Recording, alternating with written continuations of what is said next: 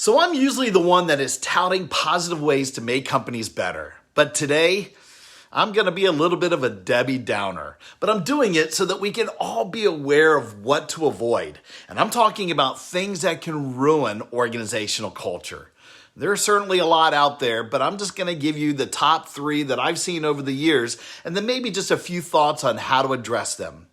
Issue number 1, toxic leadership. Nothing kills company culture faster than when leaders fail to lead with integrity and empathy and authenticity. It creates a ripple effect that permeates throughout the entire organization. I equate these toxic leaders to being like a lead vocalist when the solo comes on that they're actually singing out of tune. They stick out like a sore thumb and they bring down the entire vibe. So what can we do about it? Well, first and foremost, it's crucial to identify toxic leadership behaviors and then just address them head on. This might involve providing some leadership training, maybe implementing 360-degree feedback tools. Those are some of my favorites. Maybe even making tough decisions about personnel changes. Yeah, that part sucks, but remember, leadership sets the tone for the entire organization. So it's essential to ensure that your leaders are leading by example and they're embodying the values of your company culture. Issue number 2, lack of communication.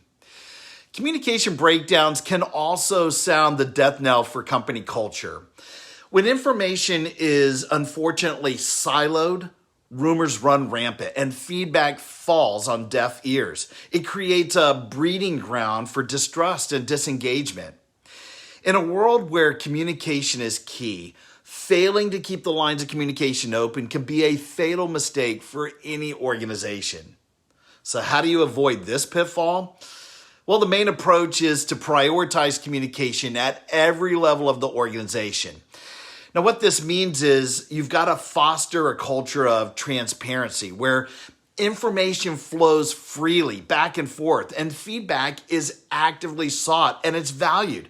This also just doesn't fall on deaf ears. It also means investing in communication tools and perhaps even technologies that foster collaboration and connection, especially in today's remote work environment. By making communication a top priority, you can ensure that everyone is singing off the same sheet of music. And then issue number 3, resistance to change.